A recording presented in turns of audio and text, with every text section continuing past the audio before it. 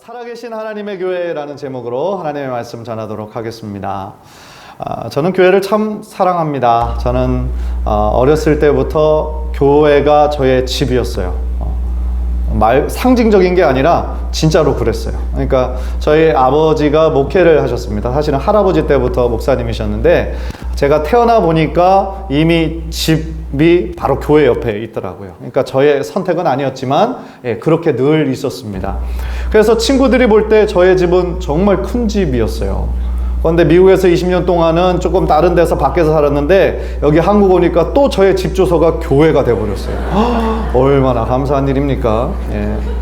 그래서 어렸을 때부터 저에게 교회는요, 놀이터 같은 곳이었고 쉼터 같은 곳이었어요. 친구들 만나는 곳이었고 또 하나님의 말씀 또 찬양 배우는 곳이었고 또 아이들이랑 게임하는 곳이었고 또 제가 있던 곳은 서울이 아니라 조금 촌이라 남녀공학 학교도 없었거든요. 그래서 그 교회 학생부를 통하여서 학생부들이 그냥 건전하게 교제하는 그런 시간들이었어요.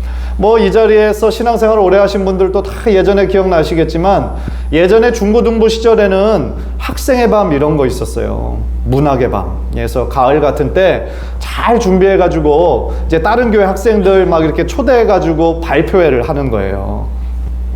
그래서 지금 생각하면 정말 유치한데 촌스러운데 그때는 막 거기에 목숨 걸고 했었죠. 그래서 성시 낭독도 하고 또 찬송 독창도 하고 중창도 하고 합창도 하고 또 연극도 하고 꽁트도 하고 하면 그런 거 많이 했었어요. 그래서 우리 교회에서 끝나면 다른 교회에서 할 때 또 막 우르르 몰려가고 그 교회에서 또 누구 엄청 잘하더라 막 그래가지고 그 학생의 밤 문학의 밤이 스타 등용문이었어요. 그래서 요즘 JYP, YG 그거보다 아주 더 뜨거운 그런 분위기였습니다. 저도 한 인기 있었는데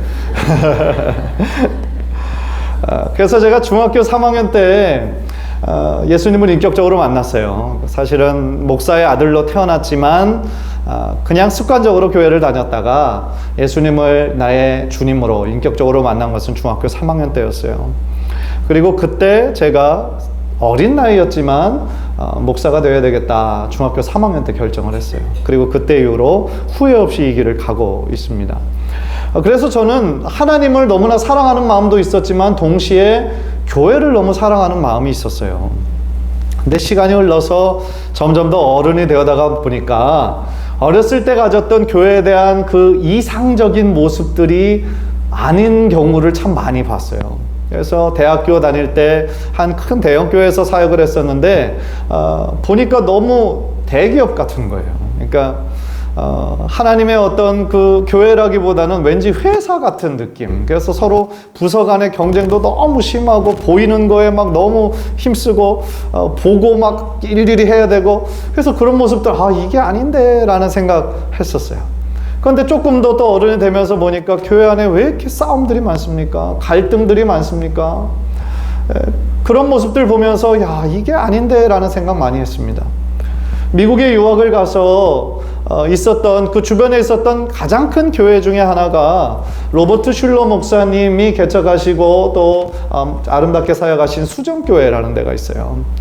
왜 수정교회인지 거기 가보면 알아요. 얼마나 유리로 이렇게 교회를 졌는지 몰라요. 그래서 겉에서 보면 정말 화려합니다. 크고 화려해요. 그래서 거기서 1년에 한 2번 정도 뮤지컬을 했었는데 그 뮤지컬의 수준이 세계적인 수준인 거예요. 그래서 뉴욕 브로드웨이 뮤지컬도 뭐 세계적이라고 그러지만 거기 수정교회의 뮤지컬은 정말 막 깜짝 놀랄 정도로 세계적인 수준이에요.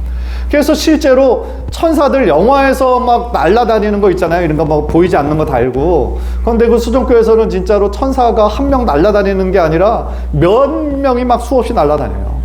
앞에 강단에서 살아있는 말이 막 한 10마리 나오고요. 그 안에 이게 타가지고. 그리고 심지어 사자도 나오고 낙타도 나오고 막 정신이 없어요.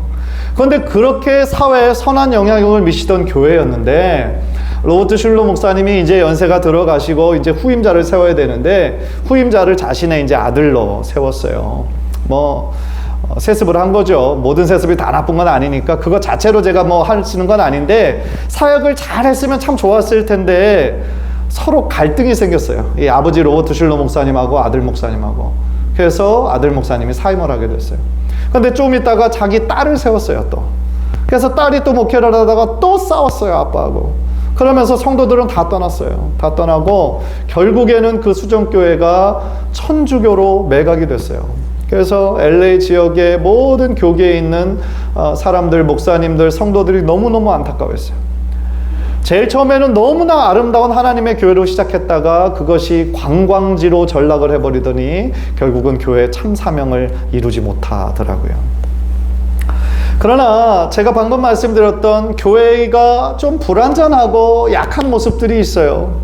그러나 그럼에도 불구하고 변함없는, 제가 여전히 확신하고 있는 한 가지 사실이 있습니다. 그것은 뭐냐면 이 세상의 유일한 소망은 교회에 있다라는 거예요. 이 세상의 소망은 교회에 있습니다. 예.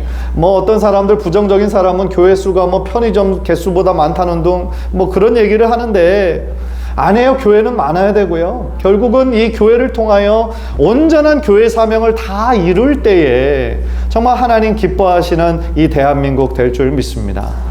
그래서 저는 오늘 교회에 대한 좀 이야기를 함께 나눌 텐데, 제가 계속 고민하는 게 뭐냐면 교회가 과연 뭔가? 교회의 본질은 뭔가? 교회가 해야 하는 사명은 뭔가? 계속 고민하고 있어요. 그래서 오늘 설교도 어떻게 보면 그 본문의 일환인데요. 오늘 본문은 교회의 본질이 뭐고 교회의 사명이 뭔지 우리들에게 잘 알려주는 구절 중에 한 구절입니다. 그래서 오늘 말씀을 통해 우리가 함께 나눌 때에 오늘 말씀에 쓰여진 대로 그 교회의 본질과 사명을 이루어드리기에 노력하는 저와 여러분 되시기를 주님의 이름으로 간절히 축원합니다. 첫 번째로 교회는 뭐라고 말씀하시느냐? 하나님의 집이며 살아계신 하나님의 교회이다. 그렇게 말씀하고 있어요.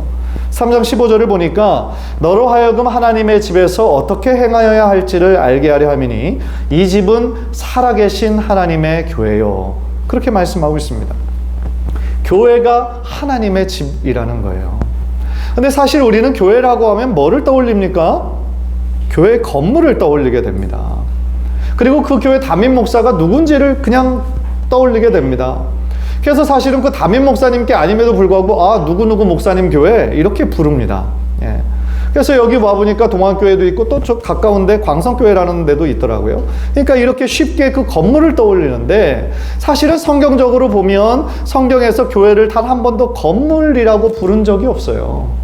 에클레시라고 하는 신약의 헬라어는 부름받은 자들의 모임, 세상으로부터 거룩하게 구별받은 자들의 모임이 바로 교회다, 에클레시아다라 말씀하고 있어요. 무슨 뜻이냐면 지금 우리가 모인 이 건물이 교회가 아니라 주님의 이름으로 모인 그 모임, 그 자체가 교회라는 겁니다. 비록 우리 교회가 지금 건물이 만약에 없다라고 생각해 보세요. 뭐 야외에서 그럼 모이겠죠. 야외에 있다 할지라도 주님의 이름으로 모인 그 모임이 바로 교회라는 거예요.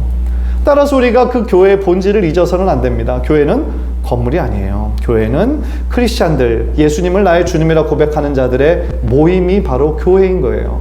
그리고 더 나아가 그 모임을 이루고 있는 우리 한 사람 한 사람이 바로 교회다라고 말씀하고 계세요. 고린도전서 3장 16절 우리 한번 화면을 통해서 다 함께 읽겠습니다. 시작. 너희는 너희가 하나님의 성전인 것과 하나님의 성령이 너희 안에 계신 것을 알지 못하느냐? 너희는 너희가 하나님의 성전인 것을 알지 못하느냐? 무슨 뜻입니까? 너희 한 사람 한 사람이 바로 교회다 라고 말씀하고 있는 거예요. 얼마나 놀라운 말씀입니까? 사실 저도 부족하지만 여러분들도 부족하고 연약한 점이 많은 우리들이잖아요. 내가 거룩하고 무엇이 특별하게 잘나서 뭐가 교회가 될 수 있다고 한다면 그거는 아니겠죠. 우리가 여전히 불완전하고 쉽게 넘어지는데 어떻게 교회가 될 수 있을까요? 우리 안에 선한 것들이 별로 없는데. 그러나 하나님께서는 우리 안에 이 연약함을 아심에도 불구하고 우리 한 사람 한 사람을 교회로 삼으셨는데, 그 이유가 나의 행위에 있지 않고 나의 노력이 있지 않고 오직 내 안에 계신 성령님 때문이라는 거예요. 성령님을 영어로 Holy Spirit 그러잖아요. 거룩한 영, 하나님의 영이 우리 안에 계신다는 그 이유 한 가지로 우리는 하나님 앞에 교회라는 겁니다. 따라서 우리가 하나님께서 기뻐하시는 그러한 교회가 되기 위해서 어떻게 해야 될까요? 우리들의 힘과 노력으로는 한계가 있어요. 따라서 내 안에 역사하시고 주인 되시는 성령님께 우리들의 삶을 맡기고 주님과 동행하며 나아갈 때에 우리들의 모든 입술의 모든 말과 행동과 모든 태도가 주님께 연락될 줄 믿습니다. 그래요. 우리 한 사람 한 사람은 하나님의 교회예요. 여러분 한 사람 한 사람은 동안교회의 대표일 뿐만 아니라 하나님을 믿는 자들의 대표가 될 수 있는 거예요. 따라서 우리들의 삶 가운데 막 살아서는 안 된다는 거죠. 왜? 나는 하나님의 대표니까. 나는 하나님의 대사니까. 그런 자부심을 가지고 살아가야 할 줄 믿습니다. 그렇기 때문에 하나님의 집 역시 내가 세우고 내가 건축한 것이 아니라는 거예요. 교회는 하나님께서 직접 세우셨습니다. 그래서 이 동안교회가 세워지기까지 수많은 분들의 피땀 흘린 헌금과 노력과 기도가 들어간 건 알고 있지만 그렇다고 해서 이 교회의 주인이 그분들이 아니라 역시 동안교회의 주인은 하나님이시라는 거예요. 따라서 교회의 주인은 머리 대신 예수 그리스도십니다. 우리는 예수님을 우리의 주님으로 섬기고 사는 지체들인 거죠. 한 몸이라는 거예요. 따라서 우리의 뜻대로, 우리의 기호대로, 우리들의 어떤 경험대로 이 교회를 운영해서 되는 것이 아니라 오직 하나님의 뜻에 따라 우리들의 주인 되신 하나님의 그 원칙에 따라 이 교회를 운영해야 될 줄 믿습니다. 그런데 요즘 교회들의 모습을 보면 가슴 아픈 뉴스들이 많아요. 교회의 주인이 예수님이셔야 되는데 그거를 착각하고 모르는 것 같아요. 그래서 어떤 담임 목사들은 마치 자기가 교회의 주인인 것처럼 행세를 하고 또 어떤 장로님들은 또 자신들이 주인인 것처럼 행세를 하고 서로 주도권 싸움을 하고 있단 말입니다. 얼마나 안타까운 얘기예요. 우리가 그런 예들을 반면 교사로 삼아 우리가 꼭 기억해야 되는 귀한 진리가 있어요. 한번 따라해 봅시다. 교회의 주인은 예수님이십니다. 네. 정말 교회의 주인은 예수님이시라는 사실을 우리는 꼭 기억해야 돼요. 따라서 이 교회 담임 목사, 물론 오늘 제가 취임식을 하지만 사실은 이 교회의 머리 최고의 리더는 예수님이세요.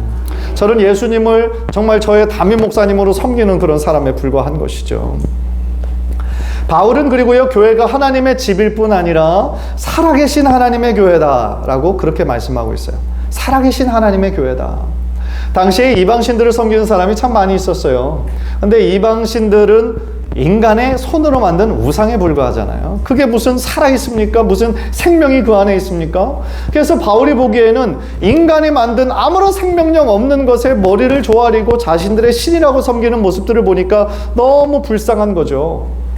그래서 바울은 오늘 구절을 통해 뭐라고 얘기하냐면 살아계신 하나님의 교회다라고 얘기하는 것이 우리가 믿는 하나님은 살아계신 분이다. 인간이 만든 어떤 그 인간의 손에 의해서 만들어진 어떤 우상이 아니라 살아계신 하나님을 섬기는 모임이 바로 우리 교회다라고 강조하기 때문에 이 말을 한 거예요. 따라서 이 말씀을 통해서 우리가 도전봐야 될 것이 있어요. 그게 뭐냐면 생명이 있는 것에서 또 다른 생명이 태어나는 거예요. 죽어 있는 것에서 어떻게 새로운 생명이 태어날 수가 있겠습니까? 즉 이 말은 살아계신 하나님을 섬기는데 왜 어떤 사람들은 마치 죽은 하나님 섬기듯이 예배하냐고요. 왜 죽은 하나님께 찬양하는 것처럼 아무런 힘도 없이 열정도 없이 그렇게 습관에 의해서 하냐고요. 그런 예배 가운데 하나님께서 역사하시겠냐는 거죠. 살아계신 하나님을 섬기는 데 있어서는 우리들의 모든 예배가 정말 생명력 있는 예배, 살아 움직이는 역사하는 은혜가 있는 예배가 되어야 될 줄 믿습니다. 정말 잘 되는 교회 그리고 잘 안 되는 교회를 가보면 다 그 이유가 있어요. 잘 안 되는 교회를 가보면 일단 분위기 자체가 너무 어두워요. 어둡고 그냥 전통과 관습에만 매여 있는 거죠. 무엇보다도 성도들의 표정을 보면 기대함이 없어요. 살아계신 하나님의 은혜에 대한 기대함이 없는 거예요. 그러니까 그들의 얼굴 표정을 보면 그냥 이 순서 끝났으니까 다음 이 순서가 오겠구나. 그냥 지금까지 몇십 년째 해왔던 관성을 쫓아 그냥 그 자리에 앉아 있는 거죠. 그러니까 오늘따라 오늘 목사님 설교가 좀 길어지면 자꾸 시계만 보고, 자꾸 이제 하품하고, 그러면 또 목사님은 또 열정이 다 식어가지고 그냥 읽듯이 설교하고, 그러다 보니까 그 안에 무슨 새로운 생명이 태어날 수가 있겠어요. 그러나 정말 잘 되고 부흥하는 교회를 가보면 분위기가 달라요. 분위기가 들어갈 때부터 사람들, 우리 성도님들의 얼굴에 활기가 있는 거죠. 활기가 있고 생명력이 있고 찬양도 빠른 찬양 좋아하고 왜냐하면 활기가 있으니까, 열정이 있으니까. 예. 그리고 많은 웃음이 있고 또 동시에 눈물이 있고, 왜냐하면 감동이 있으니까. 하나님 주시는 은혜와 감동이 있으니까 많이 웃고 많이 울고, 예. 그런 교회가 바로 살아있는 교회 아니겠습니까? 그러니까 살아있는 교회 새신자가 가면 또 너무 반기고 환영하는데, 그냥 전통에 그냥 쌓여있는 교회 가면 환영하지도 않아요. 가면은 새신자인 줄도 모르더라고. 관심이 없는 거죠. 그래서 이번에는 몇 번 나왔다가 가려나 뭐 이런 마음인 거죠. 따라서요, 저는 정말 우리 교회가 살아계신 하나님을 섬기는 교회이기 때문에 이 안에 수많은 생명들이 태어나는 교회, 또한 낙심되었던 영혼들이 다시 회복되는 그런 교회가 되기를 간절히 기도하고 있습니다. 그 일에 바로 여러분들도 동참해 주시기를 원하고요. 바로 우리 한 사람 한 사람이 교회입니다. 뭐 교회 리더 담임 목사 한 사람 바뀌었다고 이제 뭐 새로운 게 시작되겠지, 그렇게 그냥 놔버려서는 안 돼요. 왜냐면 여러분 한 분 한 분이 이 몸을 이루는 지체지 않습니까? 아무리 저 혼자 북치고 장구치고 한다 할지라도 여러분이 함께 해주지 않으면 교회 역사가 일어날 수 없는 거죠.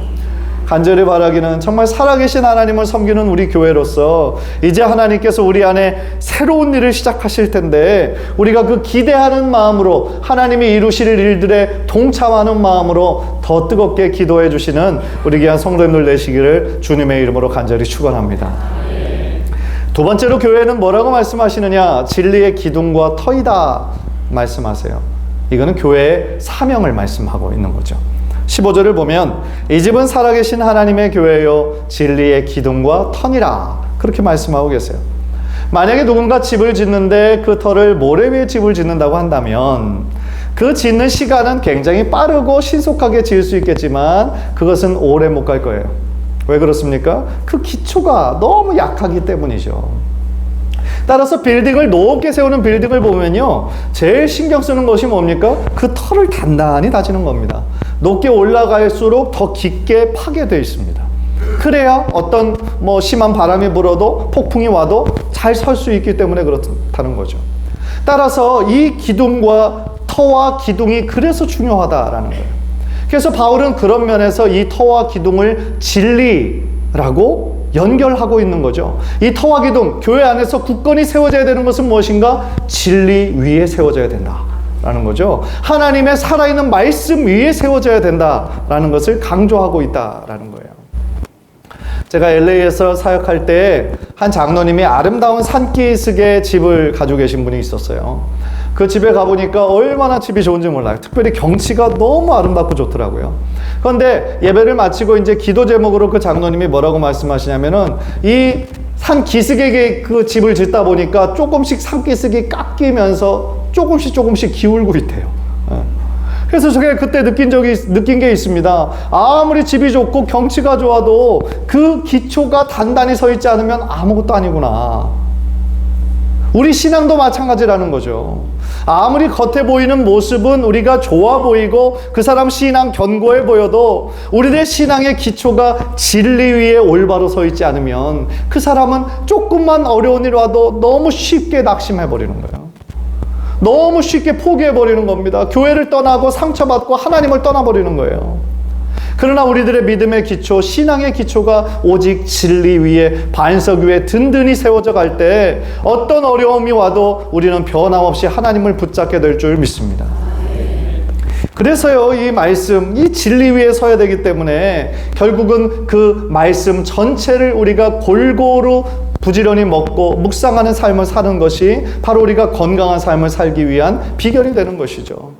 어떤 교회는 구약을 좋아하시는 목사님이 계셔서 구약만 집중하는 교회가 있고, 또 어떤 분들은 또 신약만 집중하는 교회가 있는데 사실은 그거는 편식하는 거예요. 우리가 건강을 잘 유지하기 위해서는 편식하지 말고 골고루 먹어야 하는 것처럼 이 말씀도 66권의 말씀을 있는 그대로, 살아있는 진리 그대로 우리가 바꾸지 말고 가감하지 말고 그대로 먹고 받아들여야 된다는 거죠. 사실 그런 면에서 제가 참 존경하는 목사님 중에 하나가 LA, 지금은 소천하셨습니다. LA의 갈보리 교회를 담임하셨던 척 스미스 목사님이시라는 분이 계세요. 이 목사님의 특성이 뭐냐면 성경 66권을 구절마다 빼놓지 않고 다 설교하시는 분이세요. 정말 대단하시더라고요. 그래서 저도 그분의 말씀에 은혜를 많이 받고 도전을 받았는데, 제가 이제 담임 목사가 되어서 저도 이제 매주 설교를 해야 되는 입장에서 보니까 정말 모든 성경 구절 하나하나를 빠뜨리지 않고 설교한다는 것이 얼마나 힘든 일인가 알게 됐어요. 왜냐면 어떤 구절은 굉장히 난해하거든요. 이거 목사도 잘 모르는 구절도 분명히 있고요. 또 어떤 구절들은 머리로 이해는 하지만 설교하기는 참 어려운 구절들도 있단 말입니다. 그런데 그 척 스미스 목사님은 모든 성경 구절을 풀어내어서 하나님의 진리의 말씀으로 선포하는 것을 보고 참 많은 도전이 됐어요. 그런 면에서 저는 우리 교회가 하나님의 올바른 진리가 선포되는 교회가 되기를 위해 저는 계속 기도하고 있습니다. 하나님께서 저에게 지혜를 주셔서 하나님의 살아있는 성경 66권의 말씀이 바로 하나님의 살아있는 레마의 말씀으로 여러분들에게 전달되어질 때에 우리가 그 말씀에 힘입어 말씀을 부지런히 먹고 우리의 믿음이 견고해져서 정말 하나님의 자랑이 되고 기쁨이 되는 귀한 성도님들 모두 되시기를 주님의 이름으로 간절히 축원합니다. 그것이 우리의 사명인 거예요. 교회가 붙잡아야 될 본질인 겁니다. 그래서 교회가 크든 작든 크기에 상관없이 하나님의 진리의 말씀을 선포하는 교회는 하나님의 교회인 거예요. 그러나 그 교회가 아무리 크다고 할지라도 수천 명, 수만 명이 모인다고 할지라도 어떤 인간의 경험과 사람들에게 어떤 재미거리만 주는 곳이라면 그것은 참된 교회가 아니라는 것이죠. 교회는 하나님의 올바른 진리의 말씀이 선포되는 곳이요, 또한 성례전이 집례되는 곳이 바로 교회인 거거든요. 그래서 그런 면에서 저는 우리 교회가 하나님의 말씀이 선포될 뿐만 아니라 정말 성례전, 성만찬을 또 우리가 정기적으로 함께 나눔으로써 우리가 예수 그리스도가 우리의 주인이시고 또한 우리는 서로의 몸을 이뤄가는 지체라는 의식을 이 성만찬을 통하여서 매번 경험하면서 우리 다른 성도님들을 존귀하게 여기고 또 세워주고 또 칭찬해주고 또한 함께 정말 기도해 줄 수 있는 그런 교회가 되기를 정말 주님의 이름으로 간절히 축원합니다. 마지막으로 세 번째로 오늘 본문은 교회가 지키고 전해야 하는 진리는 바로 경건의 비밀임을 말씀하고 있어요. 16절을 보면 크도다 경건의 비밀이여 그렇지 않다 하느니 없도다. 그는 육신으로 나타난 바 되시고 영으로 의롭다 하심을 받으시고 천사들에게 보이시고 만국에서 전파되시고 세상에서 믿음 바 되시고 영광 가운데서 올려지셨느니라 말씀하고 있어요. 경건의 비밀이 너무 놀랍다라는 겁니다. 그리고 그 경건의 비밀의 내용이 이어서 나오는데 경건의 비밀의 핵심은 뭐냐면 예수 그리스도신 거예요. 구약까지만 있었어도 감춰진 진리였죠. 감춰진 진리였는데 이제 신약에 이르러 예수님께서 하나님의 아들이심에도 불구하고 인간의 몸으로 입고 오신 것이죠. 따라서 우리들이 볼 때는 별로 경건의 비밀처럼 보이진 않지만 구약시대에 있는 사람들은 절대로 상상해 볼 수 없었던 엄청난 일이었던 거예요. 생각해 보세요. 구약에 있는 그 유대인들은 그 하나님을 굉장히 크신 분, 두려우신 하나님으로 생각을 했어요. 그래서 하나님을 누군가 뵙게 되면 그 사람은 거기서 바로 죽는다라고 생각을 했어요. 그래서 하나님을 경외하는 마음도 있었지만 그 마음 한편에는 하나님을 두려워하는 마음이 있었어요. 그런데 그 하나님께서 하나님의 그 자리를 내어버리고 인간이 되셔서 우리들에게 내려오신 거잖아요. 성육신 사건이 어떻게 보면 복음의 시작이 되는 것이고 신비 중에 신비라는 것이죠. 물론 뭐 아무도 안 놀라시는데 제가 그럴 줄 알았어요. 예. 우리가 많이 들으면 뭐 이제 하나도 놀랍지 않죠. 그런데 생각해 보면요, 이 한국에서 제일 높은 산이 뭐 백두산, 한라산이에요. 그 위험과 그 크기가 어마어마하죠. 그런데 만약에 그 산 있는 그대로 이곳에 지금 있다라고 생각을 해보세요. 우리 교회 안에 지금 그 한라산이 여기 딱 자리 잡고 있어요. 그 일이 가능할까요? 불가능하죠. 만약에 이 컵 안에 바닷물이 다 들어와 있다고 생각을 해보세요. 바닷물이 가능할까요? 불가능한 얘기죠.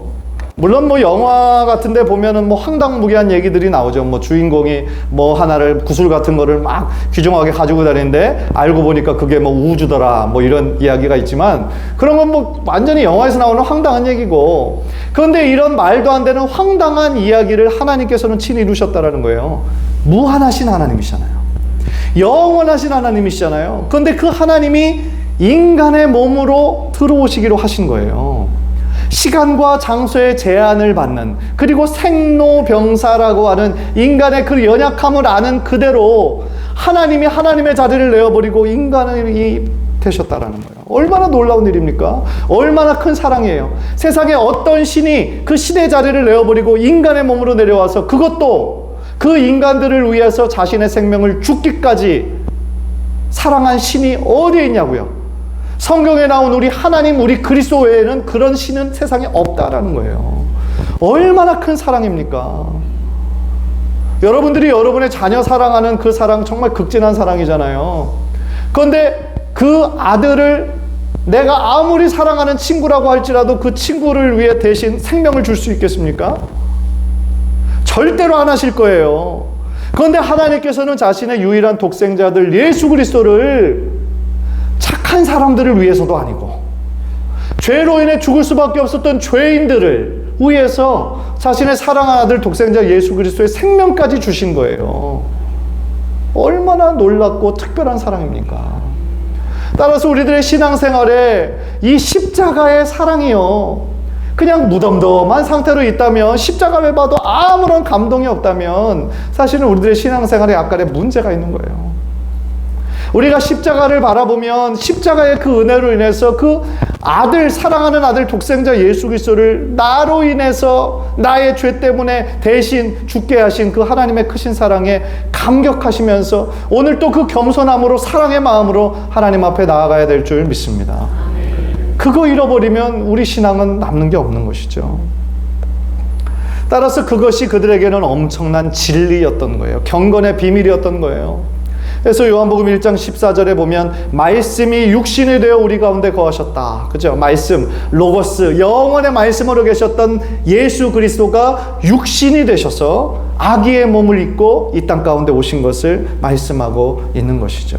맞습니다. 우리가 이 예수 그리스도의 그 생명을 우리들에게 주신 하나님의 은혜, 십자가의 보혈의 능력에 의지하여 하나님께 나아갈 수 있는 은혜, 그래서 하나님의 자녀가 될 수 있었다라는 이 귀한 사실 앞에 우리는 늘 우리들의 교만함을 내려놓고 욕심을 내려놓고 하나님 앞에 겸손한 마음으로 나아가야 될 줄 믿습니다. 그래서 우리가 예수 그리스도를 만난 사람들로서, 하나님의 자녀로서 우리는 그럼 어떤 삶을 살아야 되겠습니까? 이 경건의 비밀을 알고 있는 자로서 우리는 어떤 삶을 살아야 되겠어요? 바로 그 사랑의 빚진 자로, 그 은혜의 빚진 자로 하나님께서 우리들에게 주신 사명 감당하며 살아야 되겠죠. 오직 그분만이 길이요 진리요 생명 되신다라고 하는 그 사실을 우리의 머리로만 알지 말고 우리의 삶으로 체험하는 것을 주변에 아직 알지 못하는 사람들에게 부지런히 나누는 인생을 살아야 될 줄 믿습니다. 그것이 우리가 살아가야 하는 이유요, 우리들에게 주신 마지막 사명이 된다라는 거예요. 고린도전서 4장 1절 2절 우리 한번 화면을 통해서 다 함께 읽겠습니다. 시작. 사람이 마땅히 우리를 그리스도의 일꾼이요 하나님의 비밀을 맡은 자로 여길지어다. 그리고 맡은 자들에게 구할 것은 충성이니라. 아멘. 우리를 하나님의 일꾼 삼으셨다라고 그랬어요. 그리고 우리에게 하나님의 비밀을 알려주셨어요. 하나님의 비밀은 예수 그리스도십니다. 그 예수 그리스도를 우리들이 믿고 우리들의 마음에 품은 자로서 우리는 그 사명을 안고 은혜의 빚진 자로 그 복음을 부지런히 전하는 그런 증인의 삶을 살아가야 될 줄 믿습니다. 간절히 바라기는 우리들의 삶이 다하는 그날까지 우리들에게 섬기라고 주신 이 교회, 하나님의 교회, 살아계신 하나님의 이 교회를 우리가 끝까지 사랑하고 충성해서 정말 우리가 하나님 앞에 섰을 때 착하고 충성스러운 종이라는 칭찬을 듣고 인정을 받는 저와 여러분 모두 되시기를 주님의 이름으로 간절히 축원합니다.